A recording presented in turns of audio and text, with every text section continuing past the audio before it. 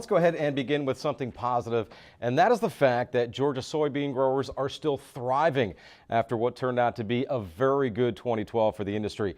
However, with a new growing season comes new decisions on how they will manage their farms in 2013.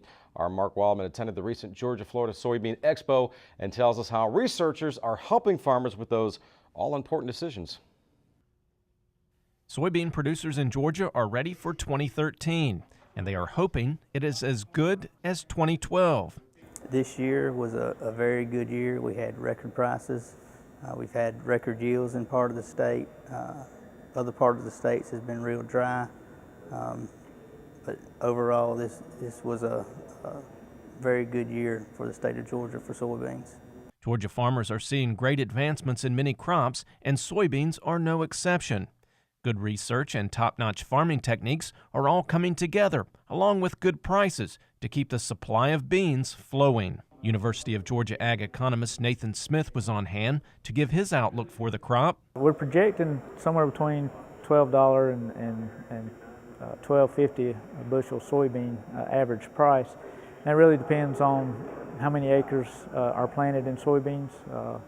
So if we see an increase in acres, that probably bring it down from where it is currently above $13 in the current market, spot market. But with the drought in the Midwest, we still got some really dry areas that aren't projected to recover real quick, and so that'll probably temper yields again in the Midwest, and generally means that we benefit from the higher price in those types of years here in Georgia. One concern Dr. Smith has is handling the large crop if acres are ramped up. Encourage growers to have where they're going to deliver and market their crop at harvest, handled ahead of time, and not be surprised by, large lines and delays in trying to get the crop out of the field. Still, Georgia farmers should be pleased, and with high prices, farmers can adjust their management practices. We're trying to look at things that maximize our yields and make them more stable. So we're talking about trying to use the right planting dates, trying to find the right varieties, and trying to irrigate the crop as we need to if we have irrigation, and basically just do good management practices. UGA researcher Philip Roberts was honored for all the research he has put into furthering soybeans.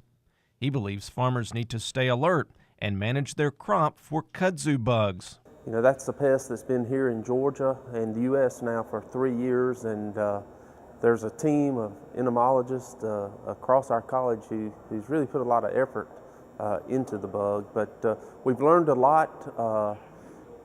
This year, or for the next crop, we will be recommending a threshold of 1 nymph per sweep, so that will give growers an idea of when they need to spray to maximize profits. This small bug is easy to spot in soybean fields and can greatly reduce yields.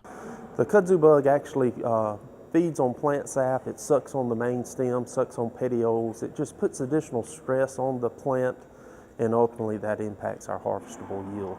The Georgia-Florida Soybean Association presented its production awards as well at the expo.